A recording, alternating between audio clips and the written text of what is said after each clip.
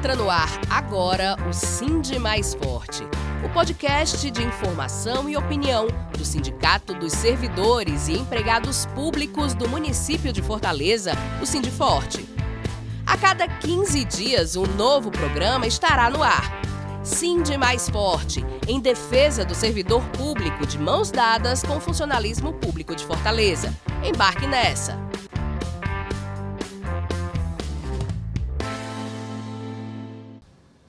Bem-vindos todas e bem-vindos todos. Eu sou o jornalista Márcio Rodrigues e estamos começando uma nova transmissão do podcast Sindi Mais Forte, um novo canal de comunicação entre o Sindiforte e a sociedade fortalezense. O Sindiforte é a mais ampla e representativa entidade de defesa do funcionalismo público do município de Fortaleza. E o Sindi Mais Forte traz a visão de mundo da classe trabalhadora. Bem-vindos e bem-vindas. Para captar as imagens e o som, Silvio Mota e César Mota garantem a qualidade desse episódio. Hoje o podcast vai receber o vereador Gabriel Aguiar, Gabriel Biologia, e para conversar sobre esse assunto, que é a campanha salarial 2025, temos também a presença do nosso presidente, o Eriston Ferreira. Obrigado, Eriston, por estar aqui. Obrigado, Gabriel, por também estar aqui nesse episódio.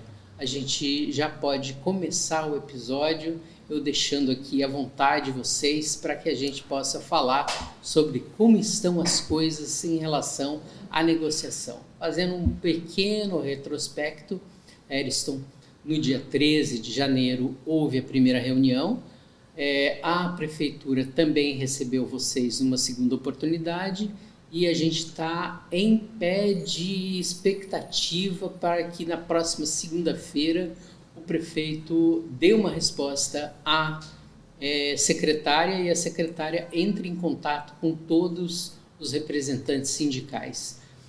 Como está esse momento da negociação, Eriston? Olá, saudação aí aos nossos queridos servidores, um abraço, nossos filiados. E saudar aqui meu querido Gabriel Aguiar, agradecer pelo convite, por ter atendido nosso convite. Há um tempo a gente vem tentando, a gente sabe da agenda parlamentar e a gente se sente muito honrado com sua presença aqui, Gabriel. Principalmente pelo histórico de defesa ao serviço público que o seu mandato tem. Então, muito obrigado. Eu que agradeço, imagina. Então, entrando no assunto da campanha salarial, a gente é preciso registrar que a gente teve tudo começou com a assembleia, que os servidores elaboraram uma pauta que a gente procurou enxugar, o máximo possível. Procuramos desenhar um percentual de reajuste mais também coeso, dentro de uma coerência e que também não fique uma coisa muito abusiva, uma coisa que a gente sabe que a gestão não ia ter capacidade de dar.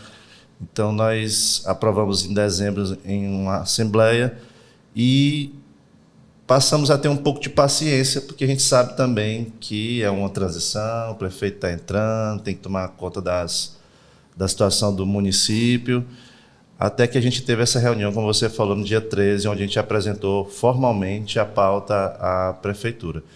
E aí, importante até passar para o Gabriel, uma pautazinha bem enxuta. Reajuste salarial, a reivindicação é de 12,84%. O que representa isso? Representa as perdas do poder de compra que os trabalhadores tiveram nos últimos 4 anos do sarto.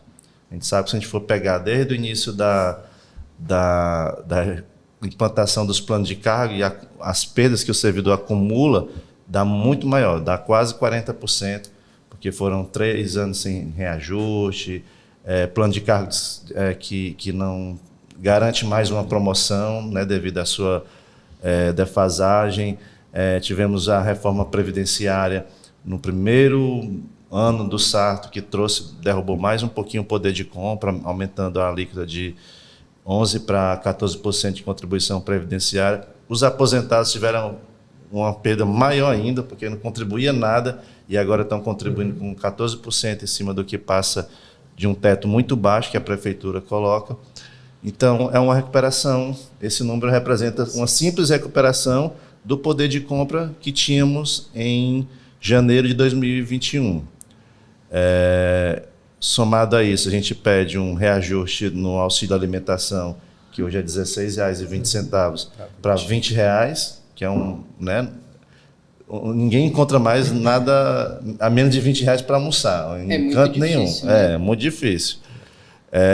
A gente pede o fim do teto que a prefeitura impõe para receber o auxílio alimentação, ou seja, só recebe quem ganha até, hoje, por exemplo, só até R$ 8.200. Né? E a gente até discute que isso é uma punição por você ser promovido. Porque para muitas categorias que têm uma remuneração nesse patamar, nesse intervalo, né? Você tem ali alguém que recebe 7.500, se ele for promovido por tempo de serviço, de alguma outra forma, ele acaba superando esse teto e aí é penalizado. Por ser promovido, ele é penalizado, né, se passar do teto, e perde o auxílio alimentação. Isso acontece em muitas categorias, essa preocupação. Né? Um outro ponto importante é essa questão da previdência, que a gente quer que o teto, que hoje é quase R$ 3.000 apenas, para que o servidor aposentado possa começar a contribuir, a gente quer que seja reconhecido o teto do INSS, que inclusive o STF já tem uma maioria no entendimento, em uma ação que está sendo julgada de servidores de Sergipe e tudo mais, que vai ter uma repercussão geral, que é hoje R$ 8.100. Para quem ganha mais do que isso, é que passaria a fazer algum tipo de contribuição, que ajudaria aí 80% dos servidores aposentados hoje. E os que ia contribuir, ainda assim, ia contribuir em cima de um montante menor, né? Sobre um montante menor. O fim das cotas do IPM, reestruturação dos planos de cargos, né? O calote que o governo Sarto deu nos servidores, a gente quer uma agenda que possa iniciar esse processo de reestruturação do plano de cargos, né? Compreendendo que não dá para fazer tudo de uma vez, né? No início de gestão, mas que a gente possa ter um calendário proposto de negociação, né? À medida que for tendo condições, fazer a reestruturação dos planos. E a gente teve essa reunião no dia 13 de janeiro, ficou de ter outra no dia 3 de fevereiro, né, para dar uma resposta. No dia 3 foi o início dos trabalhos legislativos na Câmara dos Vereadores, e a secretária pediu para a gente adiar um pouco mais, porque ela ia participar do evento, o prefeito ia estar na Câmara. Nós estivemos na Câmara, até de uma maneira bem ordeira, pacífica, no intuito de fazer a pressão, mostrar que está na hora do prefeito ter o servidor público como prioridade, né? Revogou a taxa do lixo, resolveu, inclusive, a pauta que também é nossa, né? E a gente fica muito feliz dos professores que tiveram agora o seu piso garantido, e a gente reconhece, né, que o prefeito tem ajudado essa categoria, esse grupo de servidores. Mas está na hora de olhar para o resto dos servidores, né? E a gente apresentou esse percentual numa expectativa de que tenha pelo menos um mesmo nível de reajuste dos professores, né? Que foi 6,37%, né? Num primeiro momento, e aí para frente a gente vê o que não recuperar o restante das perdas. Mas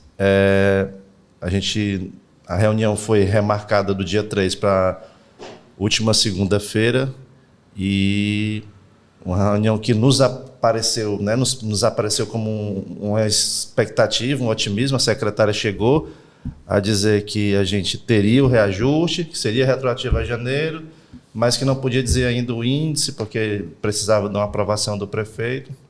Só que o prefeito viajou, foi para Brasília, e depois saiu no jornal, depois dessa afirmação saiu no jornal que nem o reajuste está garantido.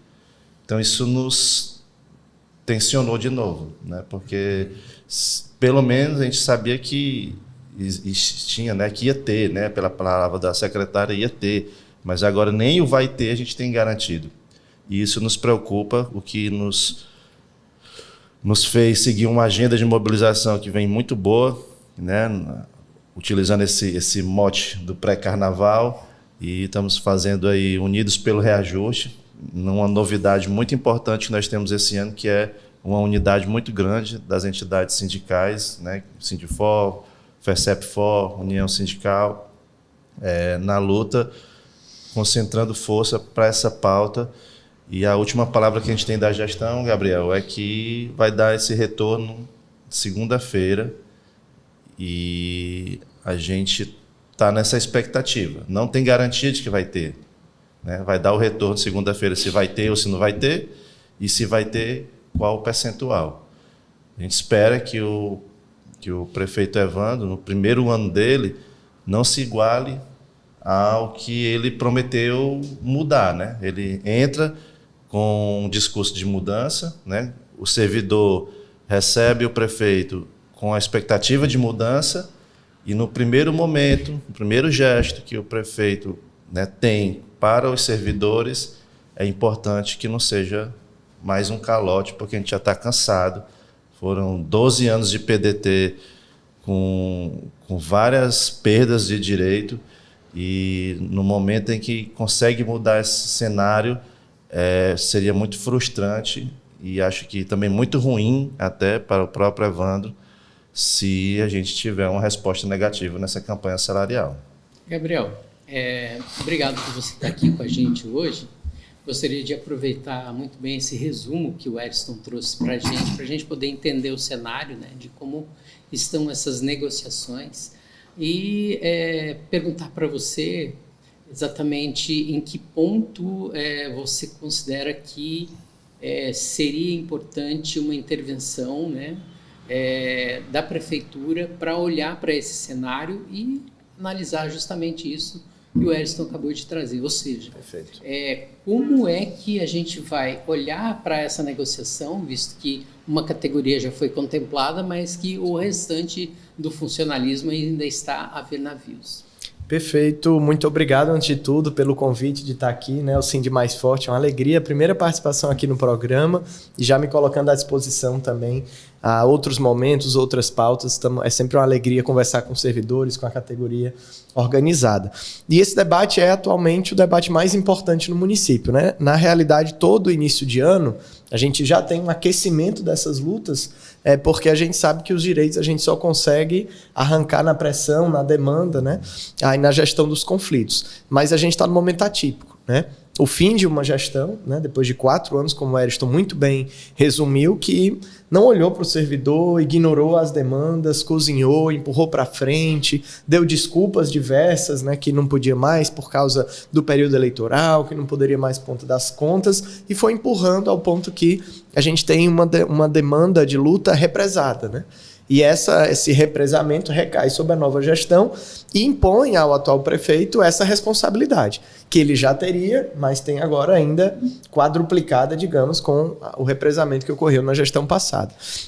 E ele, tanto pelo seu alinhamento político e eleitoral, pela vitória suada, né, e por um fio que teve na campanha passada, ele tem que mostrar que veio, né? Então é nesse sentido, como o Ariston colocou, que ele tem que se diferenciar, né? Mostrar que ele não segue o mesmo caminho da gestão passada. E isso a gente tem com palavras, a gente tem com acenos, mas sobretudo com decisões práticas, né? Então a nossa expectativa, sem dúvida, é do atendimento do máximo possível da demanda da categoria. E nesse caso, uma demanda, digamos assim, extremamente responsável, né? Justa, responsável e razoável, né? As articulações sindicais não estão pedindo demais, né? Na verdade, estão pedindo algo bem razoável mínimo, né? Então, a nossa expectativa é essa resposta. A gente sabe da condição dos cofres públicos, né? Um rombo de mais de 4 bilhões, né?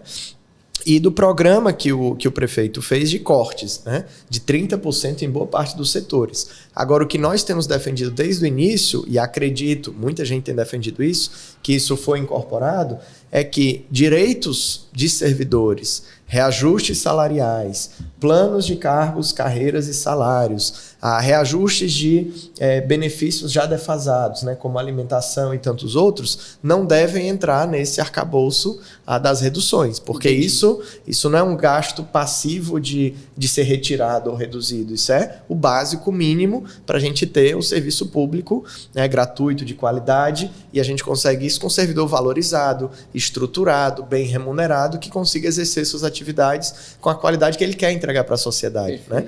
Então, se essas demandas mais razoáveis, né, mais necessárias não forem atendidas, é um recado muito ruim que o município dá no início de gestão. Né? É um recado ruim de quebra de expectativa e frustração, que é o que nós não queremos que aconteça. Né?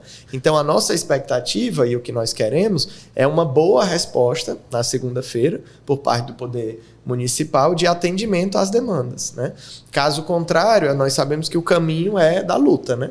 Então, servidores, servidoras organizados, organizações sindicais, certamente irão aumentar a temperatura do tensionamento. Né? Porque nós tivemos um aceno muito positivo do prefeito Evandro de atender a demanda dos professores. Né? Antes mesmo de ser deflagrada uma greve, né? Antes mesmo de ter uma paralisação, antes dos trabalhos iniciarem, ele já anunciou o reajuste que estava sendo demandado, né? Para, digamos, a satisfação da categoria. Né? E isso foi um começo positivo, que nós, na gestão Sarto, não tínhamos essa velocidade. Né? E agora, para as demais categorias, a gente espera a mesma movimentação de garantir os direitos básicos, né? Que é o reajuste salarial, que é o ajuste do Vale Alimentação e dos outros direitos que estão sendo demandados. Além da luta salarial, tem muitas outras pautas dos servidores represadas ao longo, algumas não só 4 ou 8, às vezes mais de uma década, né? Como para algumas categorias os PCCS. Né? 2007, na época da Luiziane. Exatamente. E nós 2007, 2008, a data dos PCCS. Exato. Muito antigo, muito atrasado. E nós convivemos ao longo desses últimos 4 anos com diversas mobilizações de servidores, né, na luta por esse direito, fazendo suas propostas, ouvindo contrapropostas e, no fim, enrolou-se também por meses e não foi para frente, nem foi enviado para a Câmara. Né? Então, é outra luta também central, muito importante, que a gente espera ser reacolhida. E eu fecho dizendo que no período de campanha, né, o próprio Sindiforte buscou ao prefeito, vários outros sindicatos buscaram também para afirmar esse compromisso, e o prefeito recebe a categoria e se coloca à disposição, né, para na gestão atender essas demandas e valorizar o servidor. Então, agora é o momento, né, do Evandro mostrar que veio e atender as demandas dos sindicatos. Como você falou, né, Gabriel? Foram pouquíssimos, né, a diferença, né? Virou ali nos finalmente da disputa, né? 10 mil votos. Qualquer setor de apoio tivesse mudado ali era suficiente, né? Era. E a gente que estava nesse momento mobilizando, os servidores estavam muito empenhados, existia uma movimentação, uma unidade dos servidores na época das eleições, porque estávamos vindo de uma construção da restauração dos planos de cargos, onde criou-se uma expectativa muito grande que no último momento não se realizou. Sim. E a resposta ficou muito clara, porque o ex-prefeito, primeiro mandato, com a máquina na mão, teve uma votação ínfima. Né? Acho que foi o primeiro prefeito que, com mandato, né, não conseguiu se reeleger. E assim, a gente ainda diz mais, né? Não é não se reelegeu, saiu na primeira rodada, foi 11%. Nem para o segundo turno, humilhado. Né? Então, 11%. Não foi uma resposta só da sociedade, né? Porque foi um abandono da sociedade também. Vários ataques, o Gabriel sabe muito disso, vários ataques, falta de compromisso com a cidade, com o meio ambiente, com o servidor. Então, mostra bem o retrato do que foi o mandato do Sarto, mas o servidor também deu seu recado. E tem-se, né, ao longo das histórias, tem-se essa coisa, servidor não move as eleições. Talvez num passado bem distante, porque hoje em dia, na era da informação, na era da comunicação, o servidor está cada vez mais envolvido e antenado, né? E consciente dos seus valores. E ninguém esquece, não. Eu não esqueço 2009, que a Luiziane não deu reajuste. Eu não esqueço 2016, que o Roberto Cláudio não deu reajuste. Eu não esqueci do Sarto. E se o Evandro não der reajuste, eu também não vou esquecer. E digo logo, os sindicatos não vão deixar também os servidores esquecer. Porque, né, ideologias à parte, é como a gente sempre diz, o Sindifor é o partido dos interesses dos servidores públicos. Não importa quem está no poder, nós vamos estar defendendo os nossos filiados. E eu trago até para você, Gabriel, um debate que o Augusto Júnior, nosso secretário-geral, sempre está fazendo na base, que é um discurso muito perigoso da gestão, é dizer, não, nosso olhar é para a cidade. Nesse momento, a gente tem que olhar para a cidade, é para o povo.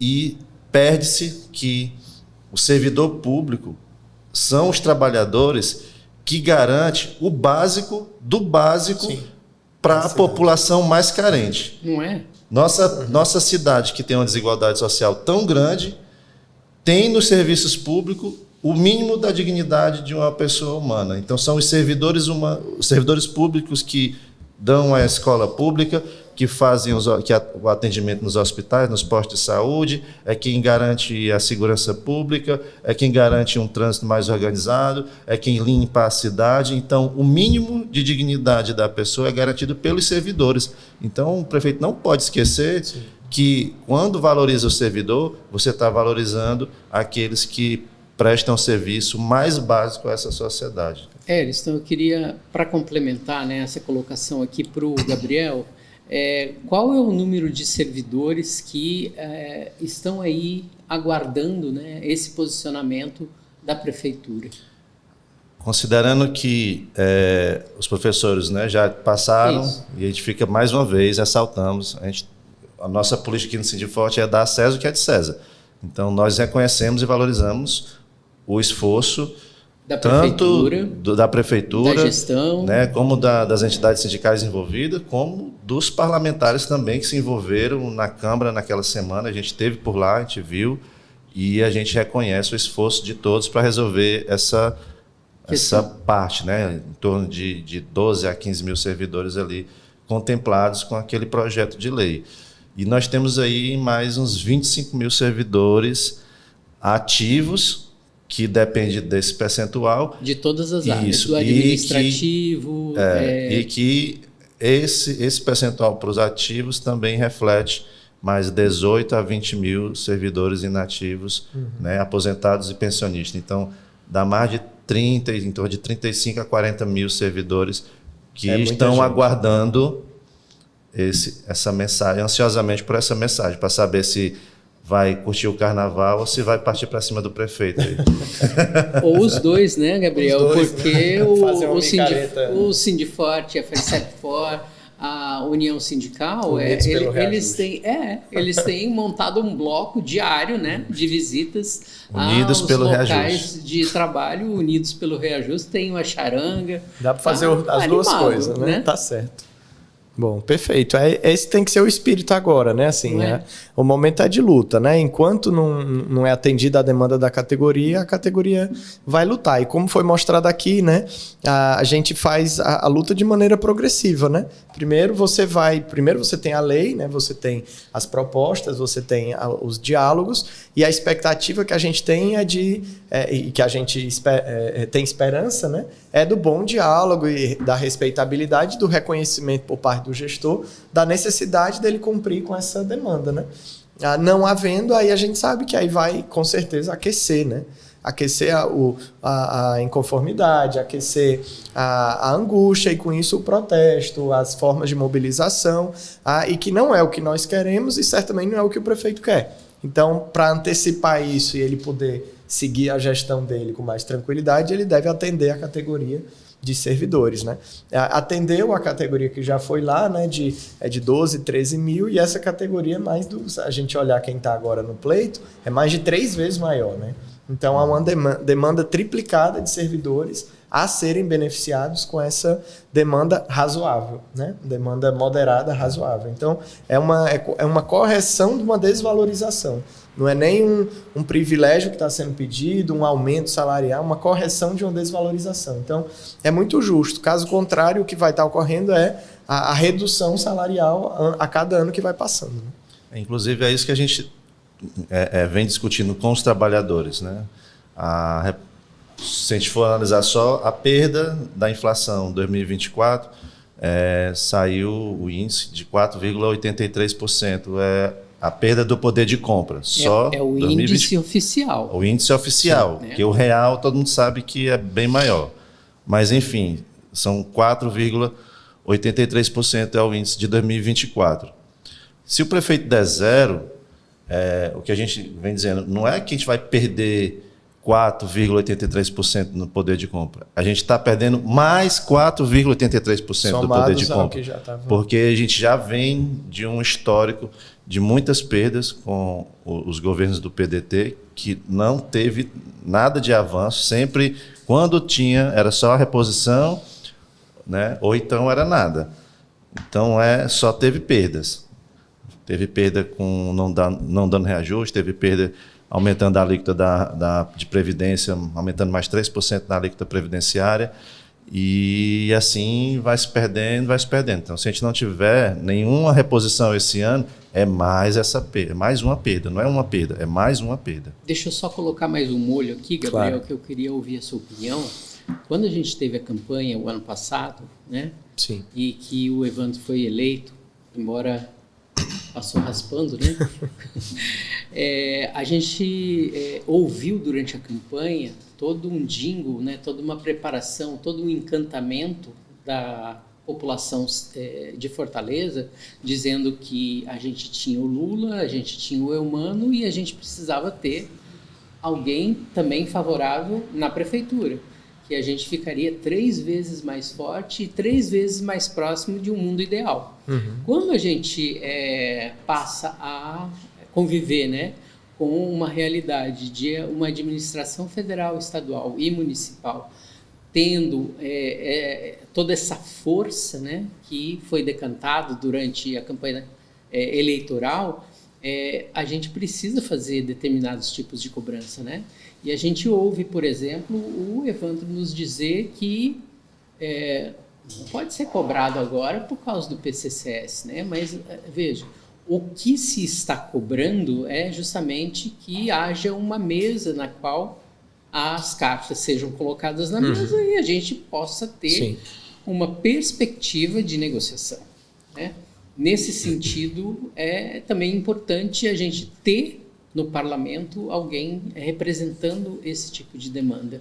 Perfeito. Como é que a gente pode contar, né, com esse seu apoio? Quem mais poderia estar do nosso lado lá dentro do parlamento, já que você já tem aí pelo menos 4 anos de experiência? Perfeito. Pontos muito importantes, né? Primeiro, essa força, né, de você ter um alinhamento dos astros, digamos assim, né? Tem o Lula, tem o Camilo lá no Ministério, tem o Eumano e agora tem o Evandro, né? É uma força muito grande, inclusive, para corrigir, para tapar possíveis buracos econômicos, né? Você tem um alinhamento de poder tirar, demandar, puxar recursos de alinhamento nacional, de alinhamento estadual e de alinhamento municipal. Então, tudo isso fortalece a argumentação de que é possível, sim, você conseguir garantir, né, essa correção.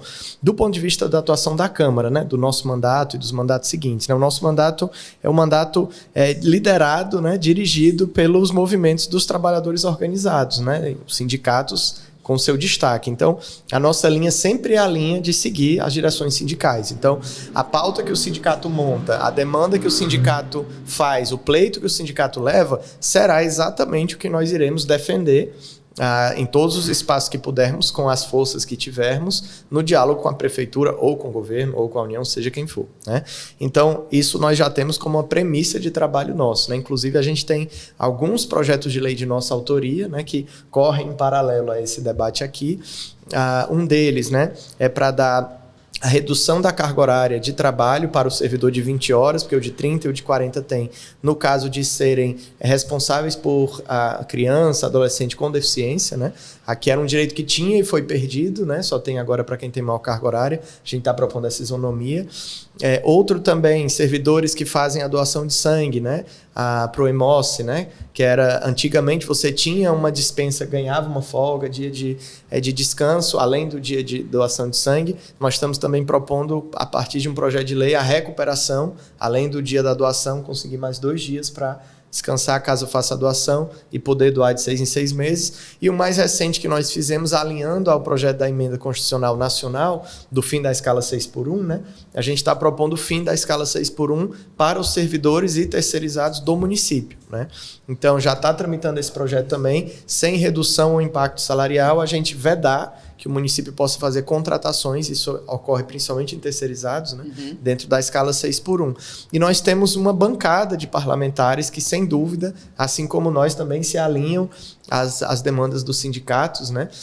A vereadora Adriana, do PSOL, né, minha colega, Adriana Jerônimo, a sua xará, Adriana Almeida, a Mari Lacerda, o Dr. Vicente, né, a Glailson, tem vários outros vereadores ainda que certamente abraçarão as pautas dos sindicatos para demandar e cobrar lá dentro, né? E aqueles, inclusive, que estão na base, né, que são do PT, que estão na base do prefeito, têm uma responsabilidade ainda maior de puxar a gestão que é deles também, né, para atender às demandas dos servidores. Então, nós estaremos lá integralmente, tanto fazendo fala no plenário, demandando reuniões, publicando nas redes sociais, quanto também nos bastidores, puxando nossos colegas, amigos, né, para também atenderem, dialogarem, receberem os servidores nessa luta, né? E se depender da gente também, o passo a passo, porta a porta lá, gabinete por gabinete, para a gente conseguir montar uma comissão, receber os servidores e avançar com a pauta dos trabalhadores. Isso aí é nosso compromisso. Perfeito, Gabriel. Muito bom poder ouvir, né, que a gente tem representante bastante significativo dentro da Câmara de Vereadores de Fortaleza. Eu queria, antes de encerrar, primeiro bloco.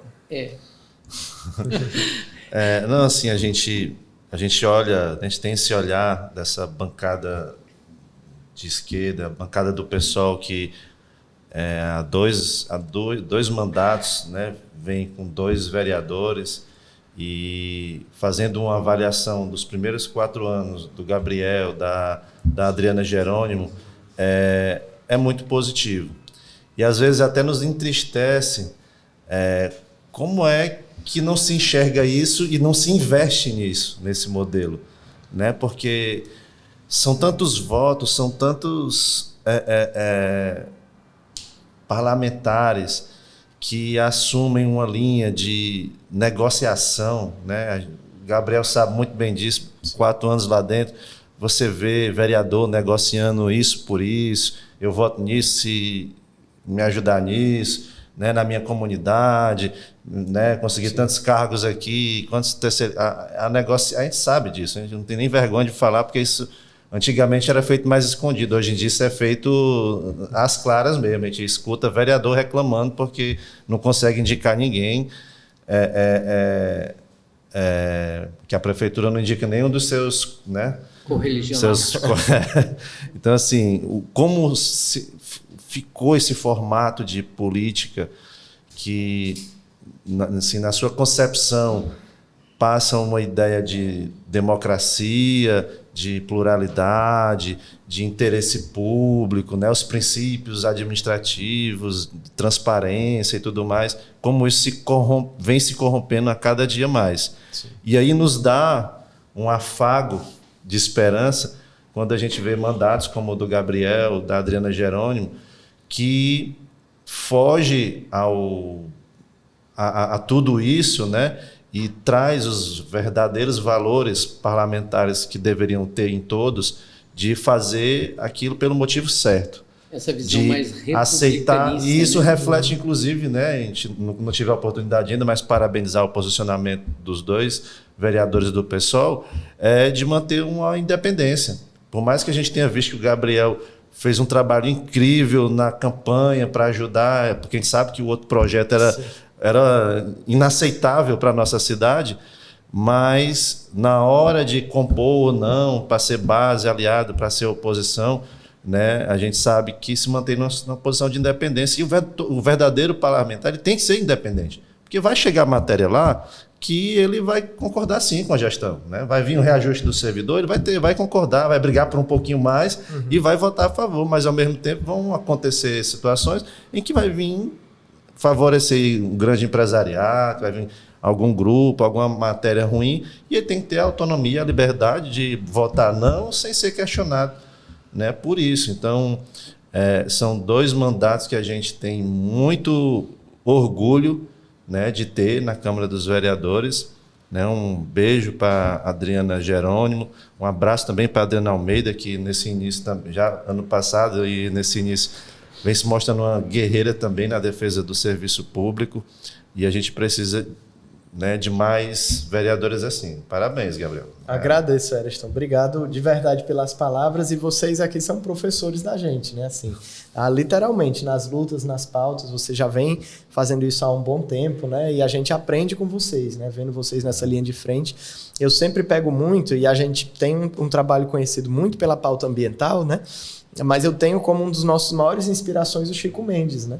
E o Chico Mendes não era um cientista, pesquisador de movimentos... Não, ele era um líder sindical, né? Ele era o presidente do Sindicato dos Trabalhadores Rurais do Chapuri. E ele ficou conhecido como o maior defensor da Amazônia porque estava lutando pelas condições de trabalho e remuneração dos seringueiros, né? E assim acabava defendendo a floresta. Então, o sindicalismo, a luta dos trabalhadores, né, a organização sindical é a inspiração máxima para a gente de como a gente deve fazer essas lutas para a conquista de direitos, manutenção de direitos e avanço de um programa popular, né, de construção de cidade, de estado e de nação, né? Então, eu que agradeço tanto o convite quanto a aula que vocês dão para a gente sempre que vão lá na Câmara, na rua, em outros espaços para lutar e arrancar direitos, né? É isso aí, Gabriel. Muito obrigado por você estar aqui com a gente. Obrigado, Ariston. E quem gostou desse início de diálogo, a gente vai ter um novo episódio com o Gabriel e a gente vai soltar, e aí o nosso papo vai ser outro. A gente vai falar também sobre a atuação parlamentar e a defesa do meio ambiente. E agora a gente vai para um rápido intervalo e já volta. O associado do Sindforte que precisa de orientação jurídica para problemas de ordem administrativa ou trabalhista, civil e direito de família pode ser auxiliado pelo seu sindicato. Para marcar horário, você que é sócio do Sindforte pode agendar uma consulta com os nossos advogados. Eles prestam serviço na entidade de segunda a sexta-feira, das 7h30 às 11h e das 12h30 às 16 horas. Ligue para o número 085-3211-3700 ou 3211-3706. Se preferir, entre em contato pelo WhatsApp 85-999-760072. Seu sindicato não te deixa na mão. Venha para o Sindforte. Oi pessoal, estamos de volta do intervalo e agora vocês vão acompanhar o Sind Mais Cultura com a Aldamira Silva e o Anderson Castelo Branco. Eles vão falar sobre um novo equipamento cultural que você pode acessar de graça. O Museu de Arte da Universidade Federal do Ceará, o MAUC, que fica ali na Avenida da Universidade. Acompanhe aí qual é a descrição e o convite para vocês acessarem. Lembrando que quem produziu esse texto e essas imagens foi a dupla Haroldo Barbosa e o Silvio Mota. Olá, eu sou a Aldamira Silva, diretora de comunicação do Sindfor. Olá, sou Anderson Castelo Branco, diretor de Cultura e Eventos do Sindfor. Estamos aqui no Museu de Arte da UFC, nesse belíssimo espaço. Venha conhecer com a gente. O Museu de Arte da Universidade Federal do Ceará, MAUC, é um museu universitário vinculado à Pró-Reitoria da Cultura da UFC. O museu iniciou suas atividades em 25 de junho de 1961. A história do MAUC começa a ser imaginada em 1949, quando da viagem do professor catedrático de Direito Comercial da Universidade do Ceará, Antônio Martins Filho, líder da embaixada Clovis Bevilacqua na Europa, que era composta por professores e alunos do curso de Direito do Ceará, cujo objetivo era conhecer a realidade das universidades e centros culturais europeus. Em Paris, o grupo foi ciceroneado pelo artista cearense e morador da Cidade Luz, Antônio Bandeira, e coube a ele a missão de apresentar os museus e galerias de artes aos conterrâneos cearenses. Após este primeiro contato com o universo dos museus da Europa, o futuro fundador e primeiro reitor da Universidade Federal do Ceará começa a imaginar a primeira instituição museológica do estado do Ceará, dedicada à preservação e salvaguarda do patrimônio artístico, regional, nacional e internacional, e que dialogasse com o lema da recém-criada universidade: o universo pelo regional. Atualmente, o MAUC tem sob sua guarda um relevante conjunto museológico composto de aproximadamente 8.000 obras, dentre as quais destacam-se as coleções de cultura popular nacional, cestaria, plumaria, ex-voto, esculturas em cerâmicas, madeiras, barros e de artes visuais, matrizes e estampa de xilogravuras, pinturas, guaches, aquarelas, gravuras, desenhos, esculturas. No momento, o museu apresenta as seguintes exposições. No circuito de curta duração, exposições temporárias. Seguem até 21 de fevereiro a exposição A Fortaleza dos Modernos. Os arquitetos pioneiros é resultado de um fragmento de uma pesquisa realizada desde 2006 pelos professores Ricardo Paiva e Beatriz Diógenes sobre os itinerários profissionais de arquitetos de formação moderna que atuaram em Fortaleza. Essa exposição integra as comemorações dos 60 anos da criação do curso de Arquitetura e Urbanismo e dos 70 anos da UFC. No circuito de longa duração estão em exibição Sala Cultura Popular. A cultura popular nordestina está apresentada nessa sala através das esculturas em madeira, barro e cerâmica, assim como as matizes e as estampas de xilogravuras. No espaço destacam-se as obras de Mestre Vitalino e seus discípulos, Mestre Noza, Chico Santeiro, Joaquim Mulato, Maria e Cissa do Barro Cru, as irmãs Cândido e os velhos e novos xilogravuristas da região do Juazeiro. Já na sala Chico da Silva, encontramos obra deste pintor acreano que foi descoberto na década de 40 pelo artista plástico suíço Jean-Pierre Chabrois, período em que iniciou-se na técnica de pintura a guache. Entre 1961 e 1963, ele trabalhou no MAUC. Na sala estão expostos os 12 quadros que participaram da Bienal de Veneza de 1966 e que receberam a menção honrosa. Sala Aldemir Martins. A sala conta com desenhos, litogravuras, serigrafias, esculturas e pinturas deste pintor, gravador, desenhista e ilustrador cearense. As obras representam os tipos nordestinos e figuras do imaginário nacional, a fauna e a flora, sobretudo galos, cangaceiros, rendeiras, gatos, flores e frutas em linhas sinuosas. Sala Antônio Bandeira, fortalezense. Bandeira foi um pintor, desenhista e gravador. Iniciou-se na pintura como autodidata. Depois mudou-se para o Rio de Janeiro e Paris. Esteve presente na exposição de inauguração do MAUC e sua sala conta com pinturas, desenhos, guaches e gravuras abstracionistas. Sala Raimundo Sela. Natural de Sobral, Sela foi pintor, gravador e professor de gravura em metal, com formação em Ciências e Letras pelo Liceu do Ceará. Mudou-se em 1910 para o Rio de Janeiro. Estudou na Escola Nacional de Belas Artes entre 1920 e 1922, fazendo inclusive viagem a Paris para aperfeiçoar-se. Suas obras retratam a família e os amigos, a paisagem e as figuras populares do Ceará. Sala Descartes Gadelha. Nascido em Fortaleza, Descartes Gadelha é um pintor, desenhista, escultor e músico.